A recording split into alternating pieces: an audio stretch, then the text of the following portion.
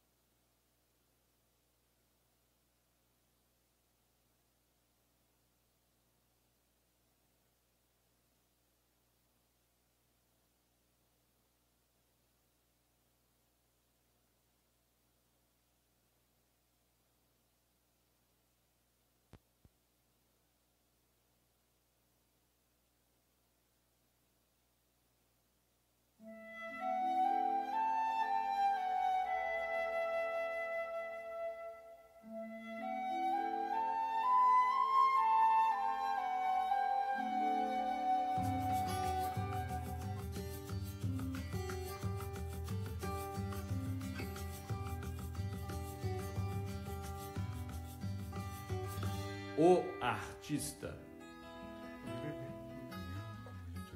Tantas coisas. Socorro! Ei, o que você está fazendo neste buraco? No caminho havia um buraco. Havia um buraco no meio do caminho.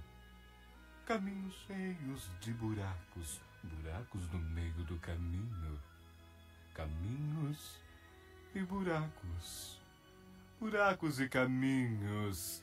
Assim caminha a humanidade, com passos de formiga e, de repente, um buraco. Aproveite a experiência e faça música e poesia.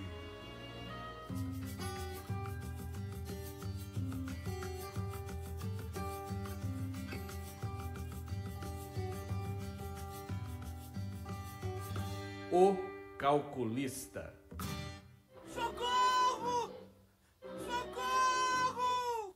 Ei, o que você está fazendo aí nesse buraco? Um buraco de 2 metros de circunferência por 4 de profundidade.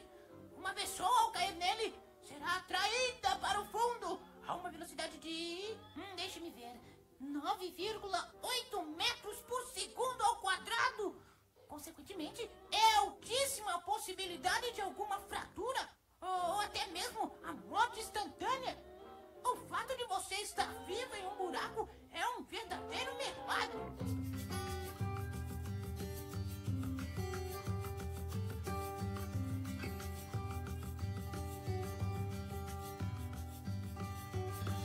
O filósofo. Socorro! Socorro! O que você está fazendo nesse buraco? Cair num buraco não é de todo ruim. Afinal de contas, dentro dele podemos ver a vida de um outro ângulo, sob outra ótica. Cair num buraco é, sem dúvida, uma experiência gratificante. Por isso mesmo, carpe diem, meu amigo. Viva o dia, aproveite o dia.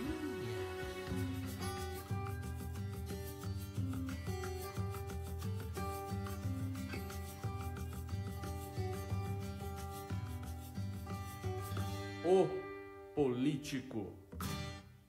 Socorro! Socorro! Ei, o que você está fazendo aí neste buraco, hein? É um absurdo. Que governo é esse que permite um buraco desse tamanho no meio do caminho? O que estão fazendo com o dinheiro dos meus impostos? Somente um governo sério poderá resolver esta situação. Vou encabeçar um abaixo-assinado. Ei, você aí! Não quer começar assinando?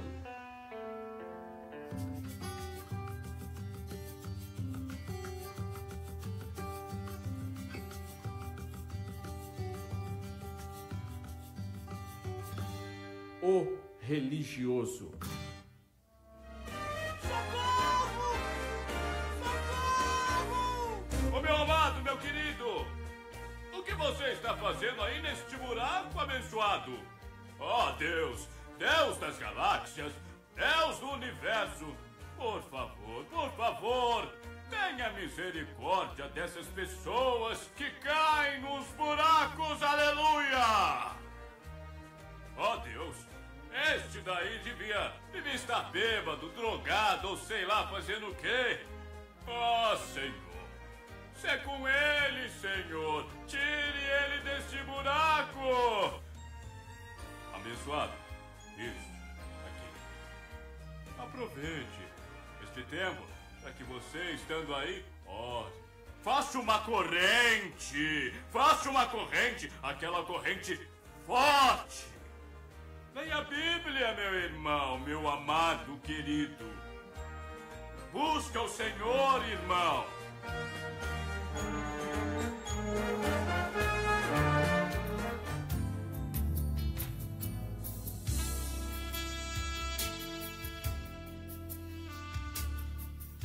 Um homem descia de Jerusalém para Jericó quando caiu nas mãos de assaltantes.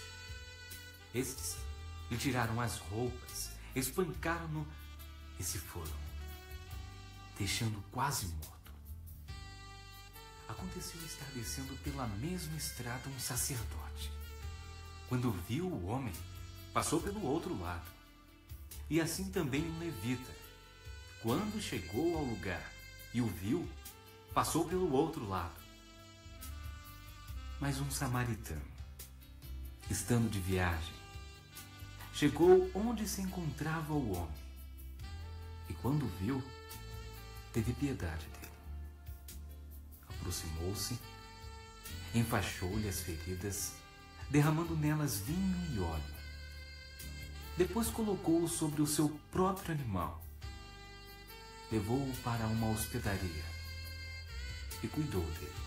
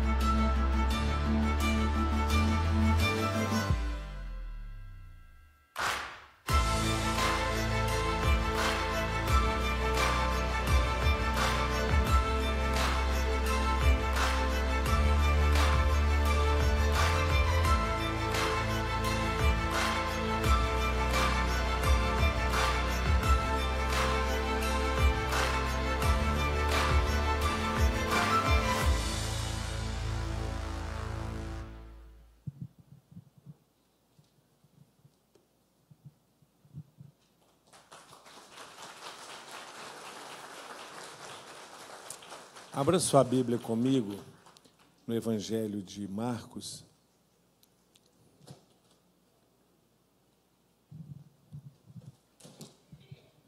No capítulo 2.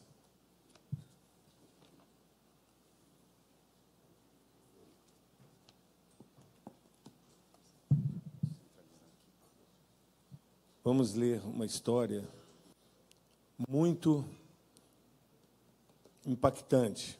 Aliás, o Evangelho de Marcos ele é cheio de histórias, né? Eu gosto muito do Evangelho de Marcos, primeiro porque é o livro mais fácil da Bíblia, né? Não sei porque a gente sempre manda as pessoas que se convertem a ler João, né? Na minha opinião, João deveria ser o último dos evangelhos a ser lido. Acho que primeiro a gente lê Marcos uma vez, 2 vezes, 3 vezes, depois a gente vai lendo outros livros da Bíblia, quando uma pessoa se converte, né? Porque o Evangelho de Marcos mostra um Jesus muito próximo de nós.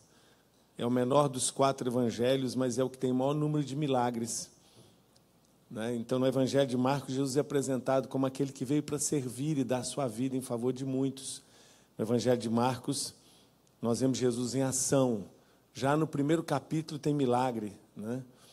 Tem muita ação. A gente olha para o Evangelho de Marcos e vê Jesus na casa de pessoas aflitas, necessitadas. Há encontros maravilhosos no Evangelho de Marcos. E aqui nós estamos diante de um encontro também absolutamente extraordinário.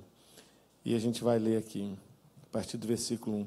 Poucos dias depois, tendo Jesus entrado novamente em Cafarnaum, o povo ouviu falar que ele estava em casa. Então, muita gente se reuniu ali, de forma que não havia lugar, nem junto à porta, e ele lhes pregava a palavra. Vieram alguns homens, trazendo-lhe um paralítico, carregado por 4 deles. Não podendo levá-lo até Jesus, por causa da multidão, removeram parte do telhado do lugar onde Jesus estava, e pela abertura no teto baixaram a maca em que estava deitado o paralítico. Vendo-lhes a fé, Jesus disse ao paralítico: Filho, os teus pecados estão perdoados. Estavam sentados ali alguns mestres da lei, raciocinando em seu íntimo: por que esse homem fala assim? Está blasfemando. Como pode perdoar pecados a não ser somente Deus? Jesus percebeu logo em seu espírito que era isso que eles estavam pensando e lhes disse: Ora, por que vocês estão remoendo essas coisas em seus corações? Que é mais fácil, dizer ao paralítico: seus pecados estão perdoados? Ou dizer: levante-se, pegue a sua cama e ande? Mas para que vocês saibam que o Filho do Homem tem na terra poder para perdoar os pecados, disse ao paralítico: eu lhe digo, levante-se, pegue a sua maca, sua cama, e vá para casa. Ele se levantou, pegou a maca e saiu à vista de todos, que atônitos glorificavam a Deus, dizendo: nunca vimos coisa igual. Quando vamos estudar o Evangelho de Marcos, aliás, qualquer livro, especialmente os Evangelhos e Atos, né, é importante a gente tentar entrar na cena, porque é um relato histórico, diferente das cartas paulinas, por exemplo, é um relato histórico, é uma história. Então, eu queria convidar você a entrar na história, certo? A sentir as emoções do momento, a imaginar a cena. Você pode fazer isso agora comigo? Vamos comigo dentro da história? Você pode imaginar? Entra dentro da cena. Assim você deve fazer também quando você lê Mateus, Lucas, João, o livro de Atos. Imagine a cena, as emoções do momento, né? Isso vai ser muito legal para você. Não é tão legal quando a gente assiste o The Chosen, que a gente vai na cena, não é? Então, faça isso. Imagine agora. Fique comigo aqui, tá? Antes eu queria fazer uma pergunta. Quem nunca me viu pregar, levanta a mão. É muita gente. Então, quando a gente não conhece o pregador, a gente tem um medinho, não tem medinho? É porque o pastor fala bem da gente, mas a gente tem um medinho. Fala assim, será que ele vai falar muito, falar pouco, como é que é? Olha, eu garanto a vocês que eu vou ser o mais objetivo possível, eu vou me esforçar ao máximo para comunicar, eu vou ser rápido, porque eu aprendi com Rui Barbosa o seguinte: ser breve agradarás. Se você não agrada pelo conteúdo, você agrada porque foi rápido, certo? Então, todo mundo vai ser feliz. Se você não gostar da mensagem, você fala: não, estou tão feliz porque não gostei da mensagem, mas foi rápido, então não doeu muito, né? Tá bom? Então, todo mundo vai ser feliz, alegre, né? E eu vou fazer a minha parte. Aqui vou me esforçar. Mas você faz a sua parte, você fica aqui comigo, porque senão a gente fica num culto de corpo presente, não é isso? A gente está aqui, mas a cabeça está no boleto que vai vencer segunda-feira, no resultado do exame. Não, traga o seu coração para cá, traga a sua mente. Agora, tanto eu preciso do Espírito Santo, como você também. Nós dependemos do Espírito, porque se o Senhor não edificar a casa, em vão trabalha os que edificam. Se o Senhor não guardar a cidade, em vão vigia a sentinela. Inútil será todo o meu esforço aqui, o seu esforço, se a bondosa mão do Senhor não se estender sobre nós. Então, eu clamo ao Senhor que estenda a mão e nos abençoe nesse momento final aqui. Tá bom? Combinado? Eu me esforço daqui, você se esforça daí, e vamos juntos na dependência do Espírito Santo. Bom, é muito legal porque a história fala de um cara que tinha amigos, né? Certo? Não é muito legal ter amigos? É muito legal ter amigos, né? E esses amigos resolveram levar esse paralítico até a presença de Jesus. E tem tudo a ver, essa história tem tudo a ver com o nosso tema, tá ali, ó, o tema: despertamento espiritual e missões, né? fomos despertados aqui, eu pude ouvir a mensagem do pastor Rafael, belíssima mensagem, maravilhosa mensagem, tocou meu coração, fui despertado. Há coisas que eu preciso fazer, Deus falou no meu coração, que eu preciso fazer quando eu voltar para casa, né? Fomos despertados. Mas eu queria falar um pouquinho sobre a missão, né? E esse texto aqui tem muito a ver com a proposta desse encontro. Porque qual é a nossa missão, gente, enquanto igreja, ou qual é a nossa missão enquanto pessoas? Não é a mesma missão daqueles amigos? Nós não temos que levar os nossos amigos, os nossos conhecidos, aqueles que estão à nossa volta, sem esperança, desesperados, à presença de Jesus? Não é essa a nossa missão? Não é isso? Imagina, nem todo mundo vai ser missionário de tempo integral, mas todos nós somos missionários. Porque, afinal de contas, missionário é aquele que tem uma missão. E, a partir do momento que nós recebemos a Jesus no nosso coração, quando o Senhor entra na nossa vida, temos uma missão. E a missão é tão importante que, no final dos 4 evangelhos e no início de Atos, Jesus fala sobre ela. Ide, portanto, fazer discípulos, pregar evangelho, ser minhas testemunhas. Então, a missão desses amigos aqui tem a ver com a nossa missão enquanto igreja, a nossa missão enquanto pessoas, de levar os nossos amigos, os nossos conhecidos, no seu local de trabalho, na sua escola, onde você está, a presença de Jesus. E o que me encanta é que esses amigos, eles foram muito bem-sucedidos na missão deles. Foram ou não foram? Eles não conseguiram alcançar o objetivo? Sim, gente. Estão comigo ou já foram embora? Estão comigo? Entra na cena. Vamos lá, vamos lá, vamos lá. Tá? Eles conseguiram. Ora, se a missão é parecida, se a missão tem a ver, se a missão deles é parecida com a nossa, e eles foram bem-sucedidos, e nós queremos ser bem-sucedidos, você quer ser bem-sucedido no cumprimento da missão? Você quer? Sim. Amém? Então vamos olhar para eles, o que eles fizeram que deu certo? E aí vamos fazer a mesma coisa, do mesmo jeito. E eu queria ressaltar aqui algumas lições.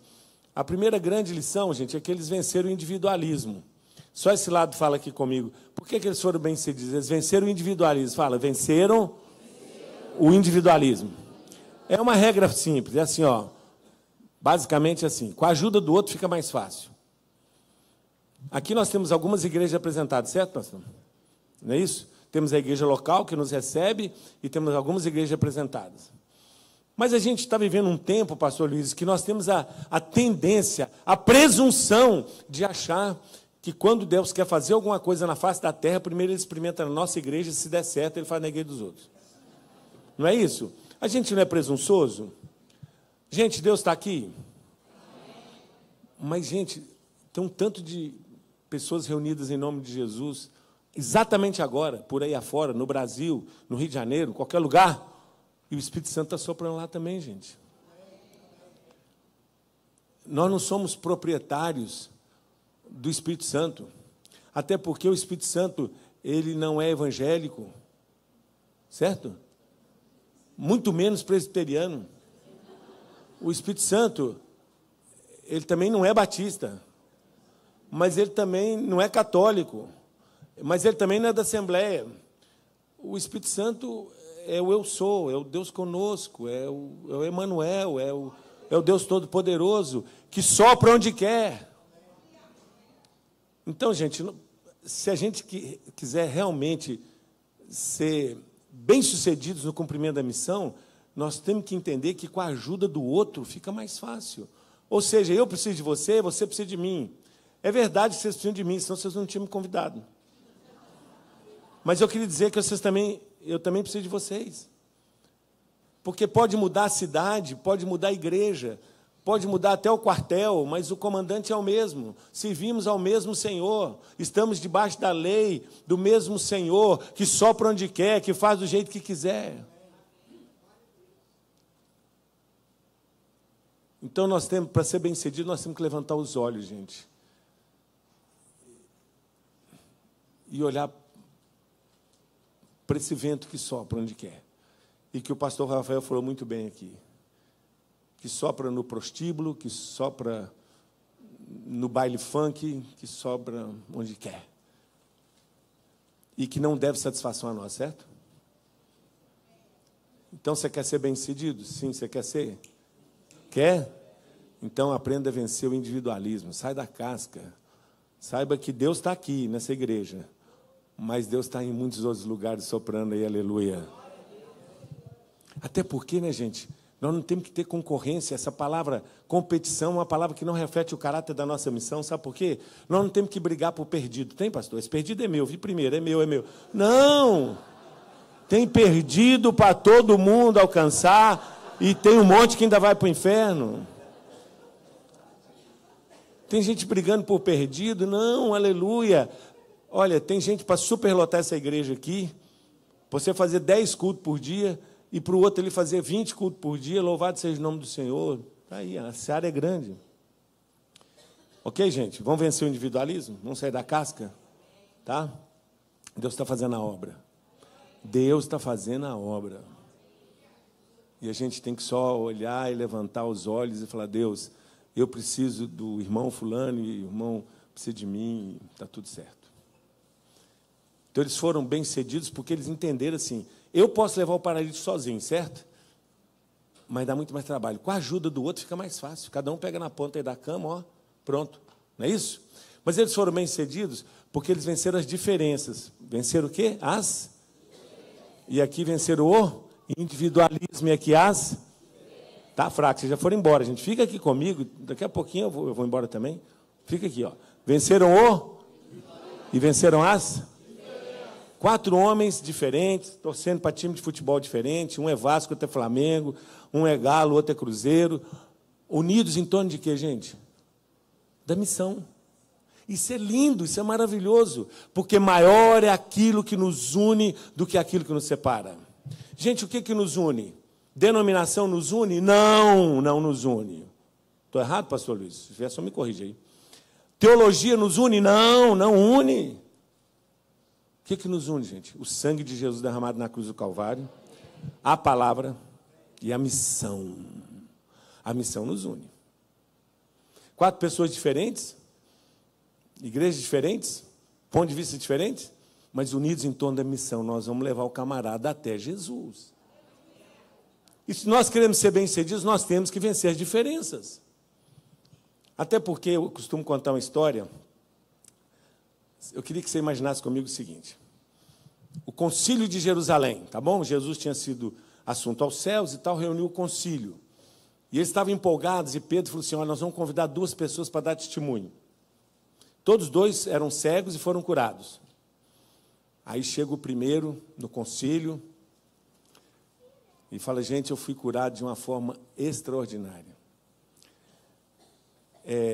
Me levaram até Jesus, Jesus cuspiu no chão, Jesus fez uma laminha, passou nos meus olhos, perguntou se eu estava vendo, e eu falei, estou vendo mais ou menos, mas eu não sei se é árvore, não sei se é homem. Ele falou, não, homem é homem, árvore é árvore. Espera aí, calma lá. É um milagre em 2 etapas, certo? Eu consigo fazer milagre melhor, espera aí. Aí, de novo, ele passou a laminha, aí eu comecei a ver perfeitamente, foi maravilhoso. E o outro que ia dar testemunho falou assim, esse cara é um herege. Eu sou Bartimeu, estava sentado à beira do caminho, e vê se Jesus precisa cuspir no chão para... O que é isso? Isso é um absurdo. Ele perguntou, o que queres que eu te faça? Eu falei, mestre, que eu torne a ver. Pronto, acabou. Que coisa mais anti-higiênica. Tem a gripe suína aí, tem a gripe aviária, como é que vai passar saliva no olho? Isso é absurdo.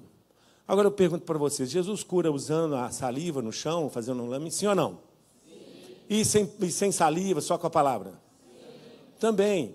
E se essa reunião tivesse existido assim, não aconteceu isso, tá, gente? O concílio ia rachar. Ia ter a igreja do Cuspe Santo de Cristo, pentecostal do Brasil, que sempre é do Brasil, né? E a conservadora, sem cuspe, tradicional, do Brasil também. Ou de Jerusalém, né? É porque eu já estou aplicando aqui para nós. Está vendo, gente? Querer colocar Jesus numa caixinha,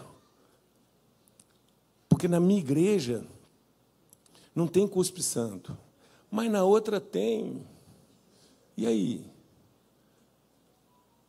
Na minha igreja, a Santa Ceia é cálice comum. Que coisa anti-higiênica. Na minha, cálice separado, todo, assim, né?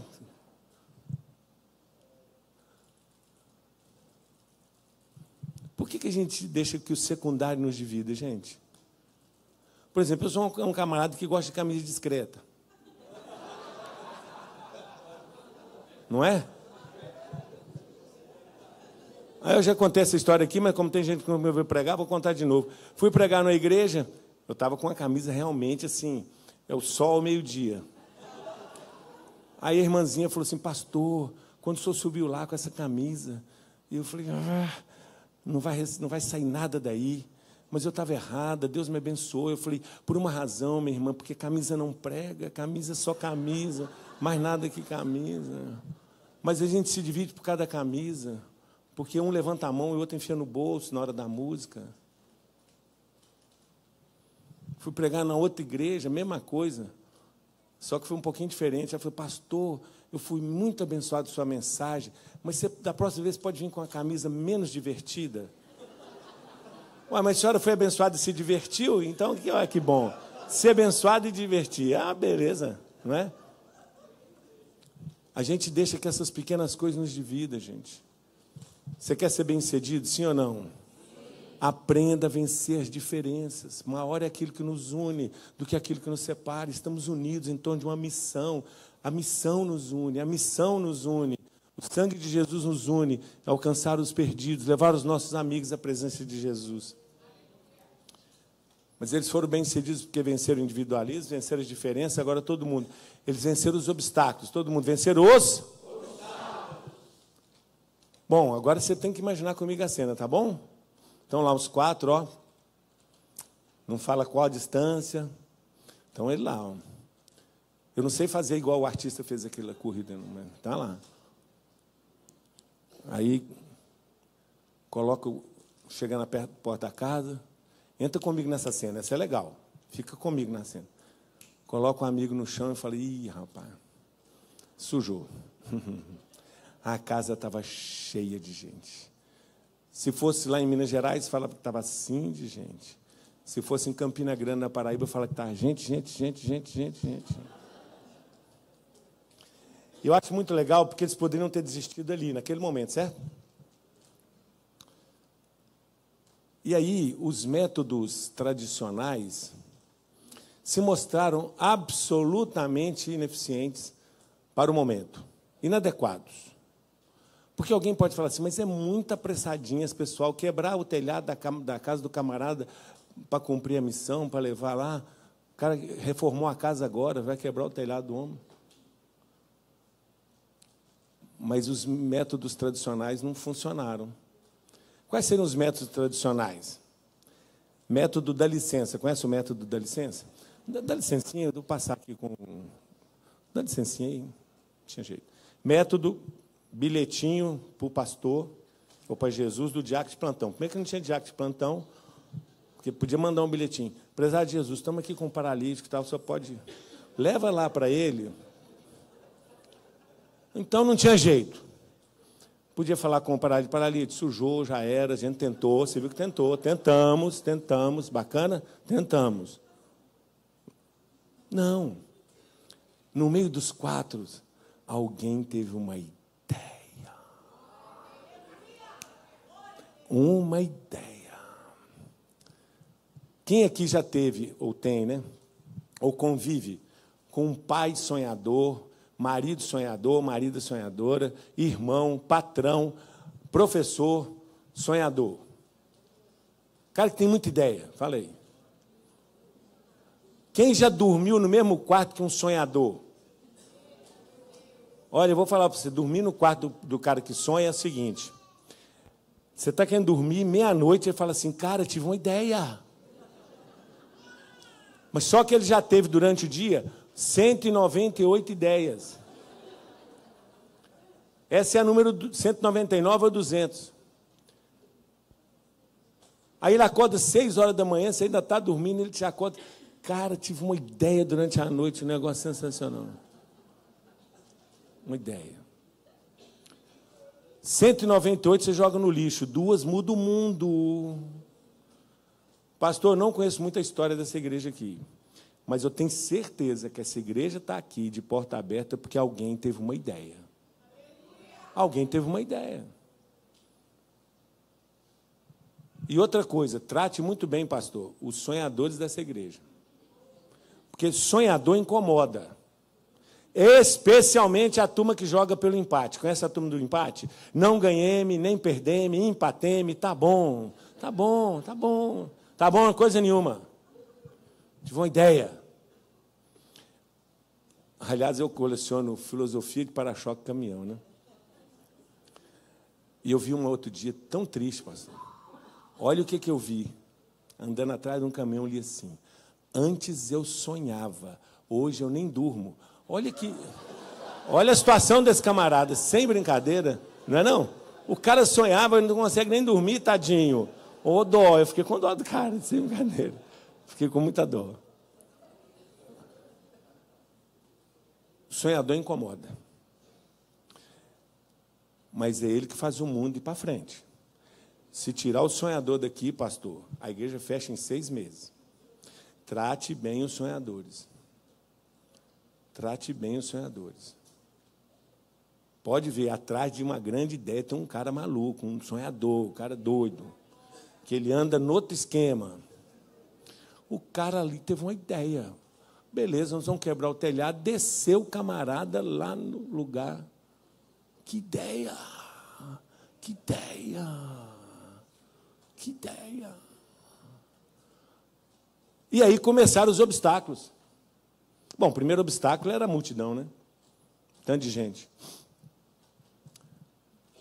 O segundo obstáculo foi o seguinte: eles foram bem-sucedidos porque eles venceram, sabe o quê, gente?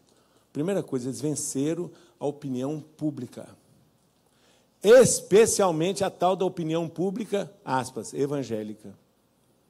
Rapaz, você vai subir no telhado com esse homem. Isso não vai dar certo. O pastor já sabe que você vai fazer isso. O conselho da igreja vai... Ó, rapaz, ó, o risco que você está correndo. Isso não vai dar certo, não, rapaz. Isso é um perigo.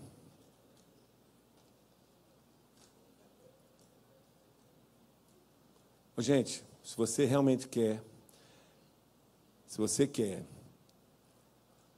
ser bem-sucedido no cumprimento da missão, você tem que vencer a opinião pública. De fora e de dentro. De fora e de dentro. Eu sou de Belo Horizonte, né? E esse carnaval que passou agora, um grande amigo meu, o pastor Jeremias Pereira, foi duramente criticado, e deve ter chegado em você, porque a juventude da igreja foi com um trio elétrico para o meio do carnaval. Ó, pastor, ó. 2 fins de semana depois do carnaval, eles estavam lá no acampamento da MPC, num retiro deles, com 30 convertidos, fruto do carnaval. Você tem que ter coragem para subir no telhado por amor aos perdidos. Eu decidi, muitos anos atrás, que eu iria subir no telhado por amor aos jovens desse país, por amor a Jesus. E eu tenho feito isso há 53 anos. Estávamos num congresso de adolescentes da Igreja Presbiteriana. E um dos preletores era eu, o outro era o meu amigo Paulinho, que alguns conhecem. Naquela época vestimos de palhaço. E eram 1.200 adolescentes. E quando nós entramos naquele ambiente vestido de palhaço, vários pastores se retiraram do local em protesto. Tudo bem, um deles voltou, na hora do apelo, não para se converter, não, mas é pelo seguinte. Tinha 300 jovens e adolescentes ajoelhados recebendo a Cristo, consagrando a vida. Ele falou, eu não concordo com o método, mas tudo bem, Deus abençoe. Rapaz, eu não estou preocupado com a opinião pública dele, com a opinião dele. Eu estou preocupado com os jovens que estão caminhando para o inferno. E se precisar, eu subo no telhado, sim, por amor à juventude, aos adolescentes, aos paralíticos, aos necessitados que estão caminhando para o inferno. Se nós queremos ser bem-sucedidos, pastor, nós temos que ter essa coragem de subir nos telhados e vencer essa opinião pública, que não tem nada a ver com Deus e com a missão de Deus. Não tem nada a ver, porque se olha para Jesus, Jesus estava onde estava o pecador necessitado.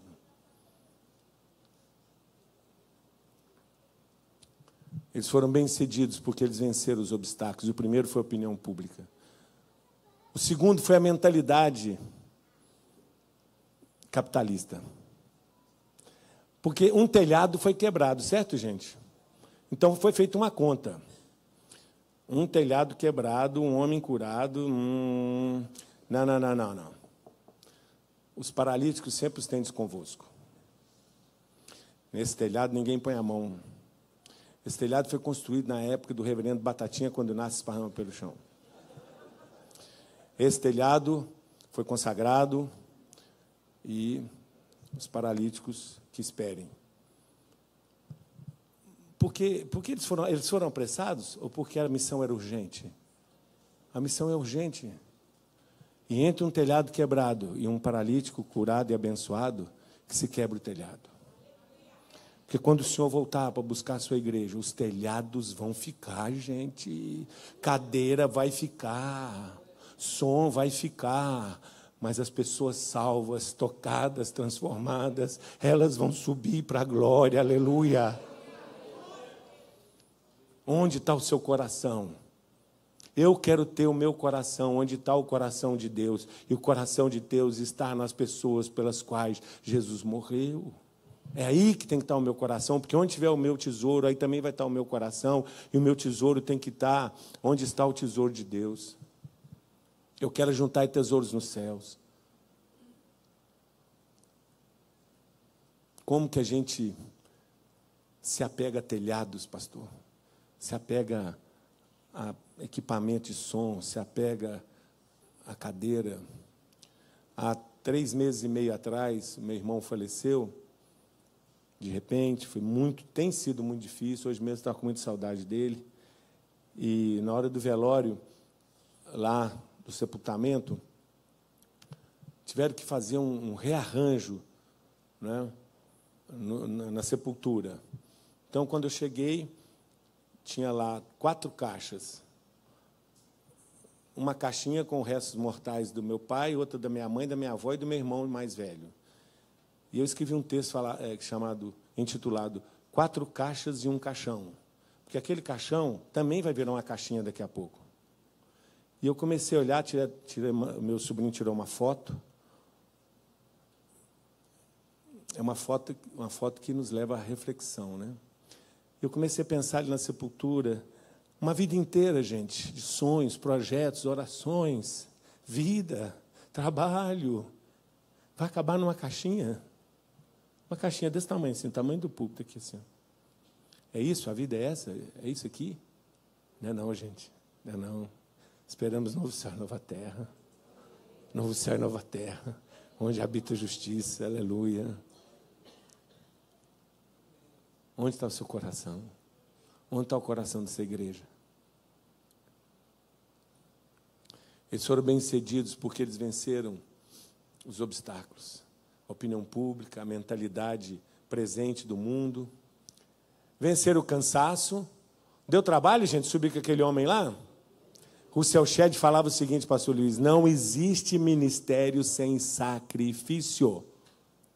Você acha que para fazer essa conferência aqui deu trabalho? Claro que deu. Mas nós somos uma geração, hambúrguer, Coca-Cola, a gente não quer ter trabalho. Para subir com os paralíticos dá trabalho. Dá trabalho evangelizar jovens, dá trabalho evangelizar as escolas, dá trabalho. Você quer ser bem-sucedido? Sim. Você tem que aprender a vencer o cansaço. Sai dessa preguiça. Preguiça. Ok? Tem gente aqui que tem filho adolescente, o filho fala assim, tem uma reunião na igreja, estou cansado. Para com isso, seu preguiçoso. Vai levar o seu filho na reunião. Entendeu? Isso é investimento para a eternidade, meu amigo. E, finalmente, eles venceram o medo. Dá medinho, gente, subir com o camarada lá? Dá medinho ou não? Ah. Bom, alguém deve ter pensado assim, mas se o cara cair? Bom, vamos fazer uma proteção para a cabeça. Porque se ele cair, o cara já é paralítico. Protege a cabeça. Faz uma proteção para a cabeça. O negócio é esse. Protege a cabeça. Mas dá medinho, dá não? Dá ou não dá? Vou até tomar água aqui, porque senão é bacana demais.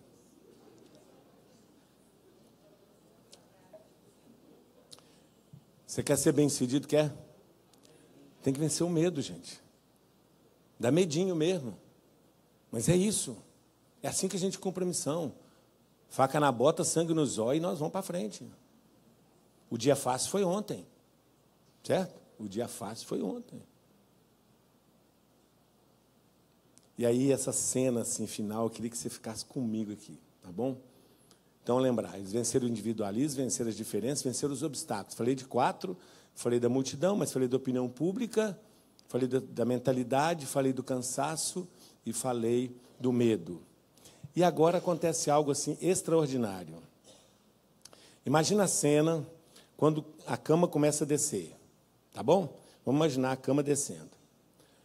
Ó, gente, no 3, tá? No 3, para não ficar torto. 1, 2, 3. 1, 2, 3. E aí começa a descer e eu imagino a cena das pessoas assim, ó.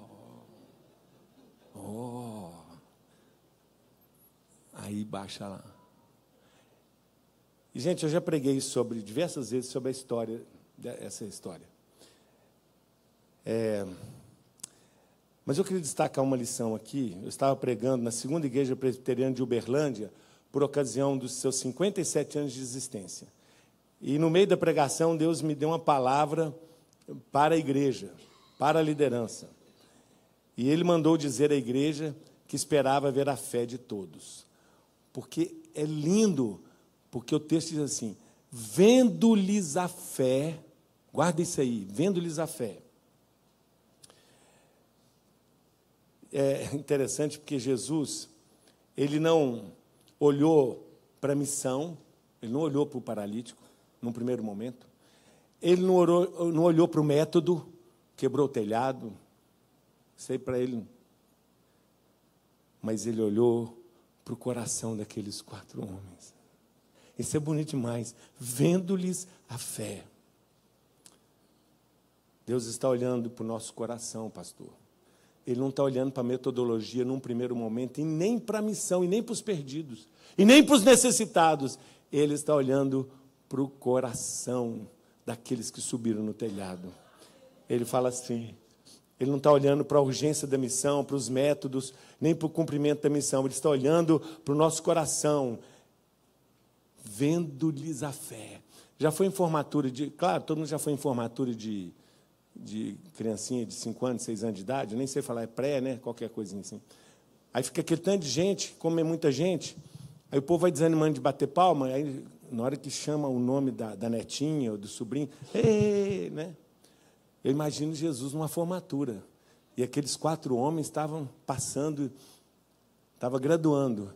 Jesus olha para o coração deles e fala assim, papai gostou. Papai gostou. Porque há uma sequência, ele olha para o coração, e é como se ele dissesse, olha, por causa da fé de vocês, olha o que eu vou fazer, olha o que eu vou fazer, presta atenção. Aí é que ele vai olhar para o paralítico. Primeiro que ele não fala nada do telhado quebrado. O que a gente faz com o telhado quebrado, gente? A chuva está chegando. Conserta. E se precisar quebrar de novo? Mas pela 3ª vez. Vai consertando, gente. Se não tiver jeito, põe um balde, põe um plástico. Jesus, vendo-lhes a fé, Jesus disse ao paralítico, filho, os teus pecados estão perdoados. Deixa eu falar para vocês, quando nós temos a motivação correta, amor e fé no coração, nós podemos subir no telhado, Jesus vai bater palma e dizer, muito bem, gostei, agora por causa disso, olha o que eu vou fazer, presta atenção, olha o que eu vou fazer, filho, os teus pecados estão perdoados. Isso é maravilhoso. Não tenha medo de subir com a motivação correta nos telhados, por amor à juventude, por amor aos perdidos. Jesus vai bater palma e falar assim, gostei desse negócio, gostei demais. Vocês vão ver o que é que eu vou fazer. Onde é que está o coração dessa igreja? Onde é que está o seu coração? Jesus está esperando para ver Ele quer ver o meu coração. Eu falei assim, Marcelo, gostei. Você vai ver o que eu vou fazer. Ah, liderança da Alvorada. Gostei desse negócio de vocês aí. Espera que eu vou fazer. Vocês vão ver o que eu vou fazer. Ele vai fazer, gente. Ele vai fazer. Mas Ele está primeiro olhando para o nosso coração. Onde é que está o nosso coração, gente? Eu não sei se é porque eu estou numa fase de desapego, né? Nós estamos tão apegados a bens materiais. Eu tive que pegar as coisas do meu irmão. Tanto de coisa, sabe? Tanto de coisa. Aí fico dando de presente para os outros. Onde é que nós vamos guardar todas essas coisas, gente? A gente vive como se a gente... Tem outra filosofia de para-choque caminhão maravilhosa. Guarda essa aí. Não está na Bíblia, não, mas quase que entrou. Quase que entrou, pastor. Essa foi por pouco, bateu na trave. É assim, ó. Caminhão de mudança não segue enterro. Olha que versículo maravilhoso. Você já viu algum enterro que o caminhão de mudança foi atrás? Não. Ficou tudo na casa. E muitos parentes brigando no velório para saber com quem vai ficar. Onde está o seu coração? Onde está o seu coração? Gente, nós só podemos servir a um Senhor. São dois. Só existe dois, tá, gente? Jesus é que falou, não sou eu, não. Um é o Deus Todo-Poderoso. E o outro é um Deus, com letra minúscula, mas é Deus também, chama de Mamon. Mamon. Que pode ser traduzido em dinheiro, din-din, larjan, gabiru, faz-me rir. Se a gente agradar um, a gente vai desagradar o outro, tá, gente? E se agradar o outro, vai desagradar um. Mas eu já decidi. Jesus me ajuda, Pai. Eu e minha casa serviremos ao Senhor. Eu não sou servo de Mamon. Mamon é bom debaixo do pé, não é, gente? Hã? Eu falo assim, Senhor, eu só quero fazer duas coisas. Cuidar bem da minha esposa. Fiz 47 anos de casado, mais 3 de namoro, 50 anos. E dar presente para os meus netos. Só isso. Se eu me der isso, está tudo bem. Filha, não preciso mais de presente, já dei muito presente. Agora é neto. Se eu puder cuidar bem da minha esposa e dar presente para os meus netos, está tudo certo, irmão.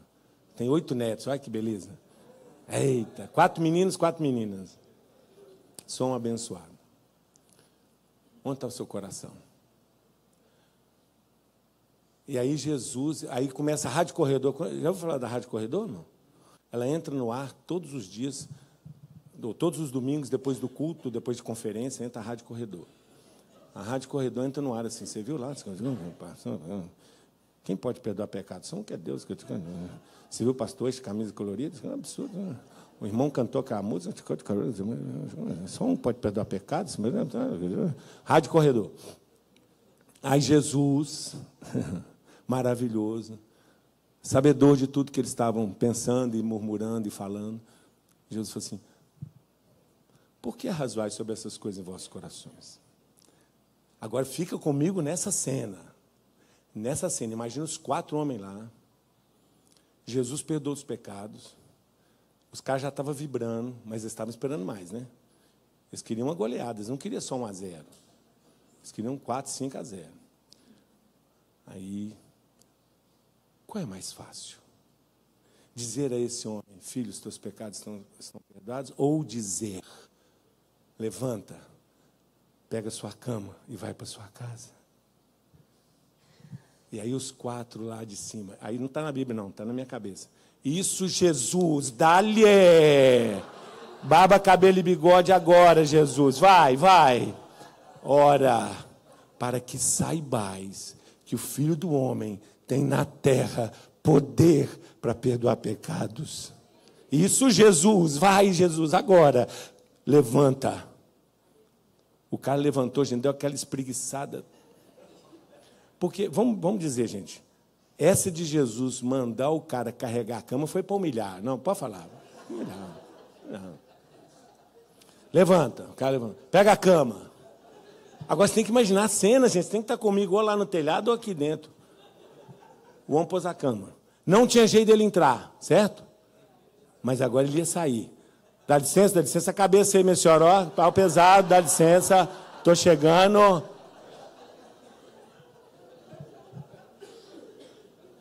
E os 4 homens lá em cima? Isso, Jesus! Aí o camarada sai. Agora já sou eu, né? Não está nada disso na Bíblia, mas eu imagino, os caras já pulam lá do telhado, o camarada sai com a cama na cabeça, sai correndo, fala, ô, peraí, nós vamos voltar juntos. Você está descansadinho, veio deitado,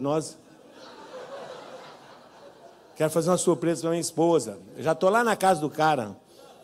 Bate a campainha lá, ele fica escondidinho e tal. Aí os caras, aí, deu certo. Ele pula com a cama nas costas. Yes! Já pensou?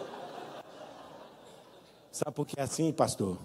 Porque aquele que leva a semente chorando voltará com júbilo, trazendo consigo os seus peixes. Seus peixes. Vale a pena, vale a pena, vale a pena, vale a pena, vale a pena. Vale a pena. Sempre vale a pena. Sempre vale a pena. Vou citar isso aqui com muito temor, dando toda a glória e honra ao Senhor. Não posso deixar de falar do Carnaval de 1999. Cadê ele? Cadê ele? Aí ele. Eu e o pastor Paulinho estávamos lá, no acampamento de JV. Fiz um apelo, e esse jovem veio à frente entregando a vida para Jesus. Hoje ele é um dos pastores dessa igreja.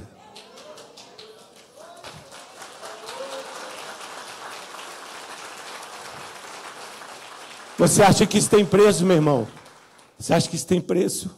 Não. Aquele que sai andando e chorando enquanto semeia, voltará com júbilo, trazendo consigo seus feixes. Vale a pena subir nos telhados. Pastor, tem muita gente no buraco hoje. E a minha pergunta é, quem é que está na cama? O mundo ou a igreja? Ou ambos? Há muitas paralisias hoje no mundo, a paralisia da droga, a paralisia dos vícios em geral, do alcoolismo, é muita coisa. Especialmente no que se refere à juventude, aos adolescentes. Bom, a todos, né? Mas se é verdade que o mundo está na cama, sofrendo, também é verdade que, infelizmente, a igreja tem as suas paralisias. Quais são as paralisias da igreja? Quando a gente não vence o individualismo, nós sofremos de uma paralisia. A paralisia da indiferença. A gente tem esse fim de semana abençoado, chega segunda-feira, a gente vai trabalhar, tem uma pessoa do nosso lado que não teve um final de semana maravilhoso. Você chega lá na sua empresa, no seu local de trabalho, cantando, o culto ontem foi tão maravilhoso. Jesus derramou o seu poder. Mas a pessoa não teve um fim de semana maravilhoso, foi terrível. A filha saiu de casa, o pai descobriu que o menino está mexendo com drogas. Ele foi trabalhar porque tinha que trabalhar, mas ele está desesperado. Mas essa dor dele não afeta você, porque a conferência foi tão maravilhosa. Jesus derramou o seu poder. Não adianta nada essa conferência, gente, se segunda-feira a gente não olhar para a dor do outro. Ame o seu próximo como se fosse você, como se a dor que ele sente doesse mais em você. O mundo está gemendo, está gritando por socorro. E nós estamos com a nossa paralisia da indiferença. Até que acontece na nossa casa, né? Quem não vence as diferenças sofre a paralisia da discriminação. Ah, você é da igreja tal, misericórdia, você é da igreja tal, você é da igreja tal. Eu vou contar uma historinha que aconteceu comigo. Eu fui pregar, porque é o seguinte, gente, eu sou pastor presbiteriano dos 5 solas da Reforma, certo? Mas eu tenho bipolaridade espiritual. Por quê? Porque eu vivo num conflito. Eu sou presbiteriano da Reforma, comprometido, mas por causa da minha avó, eu tenho a veia aorta pentecostal. Aí eu descobri uma igreja boa lá em Belém do Pará, chama Assembleia de Deus Presbiteriana. Essa é boa. Essa é boa. Assembleia de Deus Presbiteriana.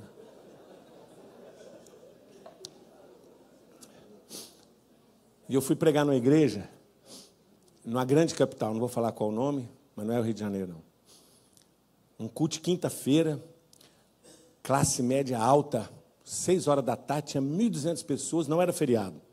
E 8 horas da noite tinha 1.500 pessoas. E o povo chegando com aqueles carros, as mulheres com aquelas bolsas, que eu nem sei falar o nome, tudo sapato alto. Um negócio assim. E tinha uma mesa na frente, muito grande, onde as pessoas traziam e colocavam escritura de casa, chave de carro, data, como é que chama isso? Nascimento, né? Como é que chama? Certidão de nascimento, de casamento, escritura, que tanto de coisa lá, foto de família. E eu estava sentado no primeiro banco e eu perguntei ao pastor, o senhor não me explicou o que é isso? E eu estava naquela veia presbiteriana total, pastor.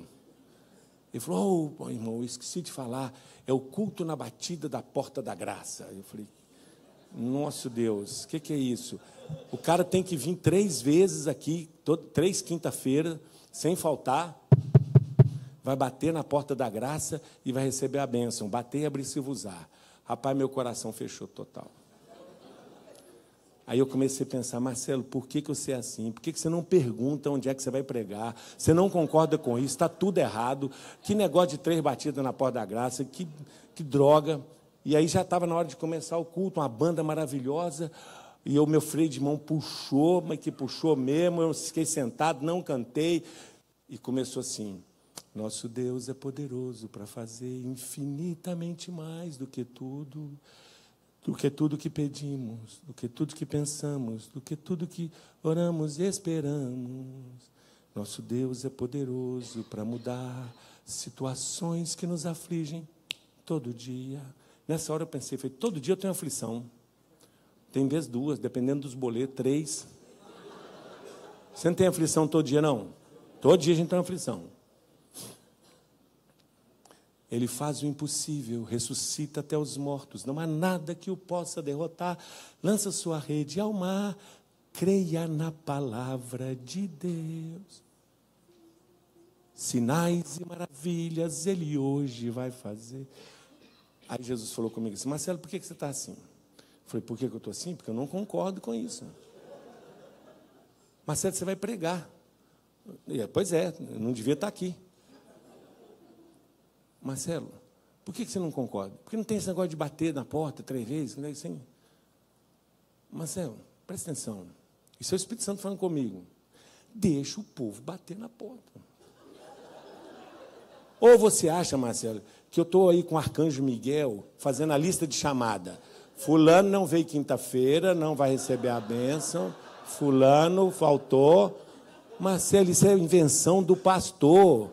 Eu não estou nem aí se é 3 vezes, 2 vezes, 1 vez. Eu estou olhando para o coração das pessoas. Deixa o povo bater na porta. Muda isso, senão como é que você vai pregar? E eu aprendi naquele dia que Jesus é maior do que a minha teologia. Aleluia. Jesus é maior do que eu penso. Eu falei, sim, Senhor. Aí eles repetiram a música. Lança sua rede ao mar, creia na palavra de Deus, sinais e maravilhas. Imagina a cena. Ele hoje vai fazer, eu peguei minha carteira assim, lança sua rede ao mar. Tirei a foto da minha família, levei lá na mesa.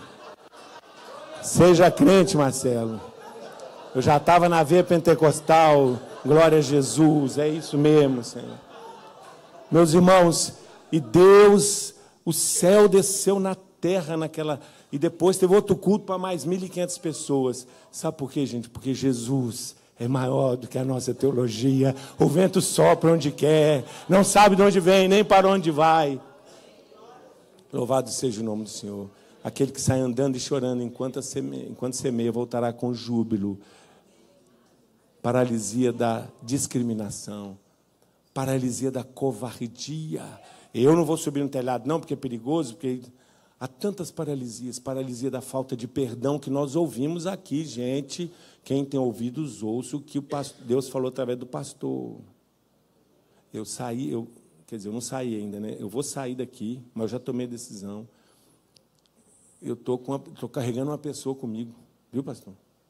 Rapaz, e ele fica comigo na hora de eu tomar banho, na hora de... Não.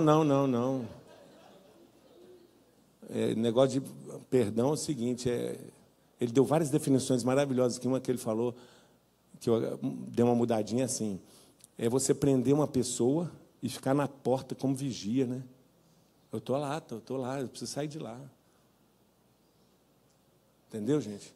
Paralisia da falta de perdão, paralisia da amargura, paralisia da vingança. E eu queria fazer um desafio agora, pastor. Eu queria que nós saíssemos daqui com a nossa cama nas costas. Porque o mesmo Jesus... Porque o mundo está precisando, certo, gente? Mas assim como um cego não conduz outro cego, um paralítico também não leva outro paralítico. A gente quer cumprir a missão, mas a gente está na cama.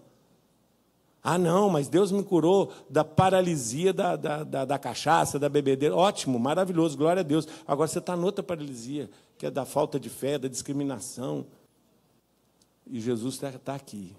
Você crê que Ele está aqui? E você pode sair daqui com sua cama nas costas para fazer a diferença. Jesus está olhando para o seu coração, vendo-lhes a fé. Vendo-lhes a fé. Senhor, eu vou sair daqui, eu vou fazer a diferença no meu lugar de trabalho. Senhor, eu vou sair daqui, eu vou fazer a diferença na minha escola. Eu vou fazer a diferença dentro da minha casa, Senhor. Dentro da minha casa, Senhor. Dentro da minha casa. Nenhum dos meus filhos vai se perder. Nenhum dos meus sobrinhos, meus netos, ninguém vai se perder, Senhor. Em nome de Jesus, eu vou fazer a diferença. Eu vou subir em telhados, eu vou fazer o que for necessário.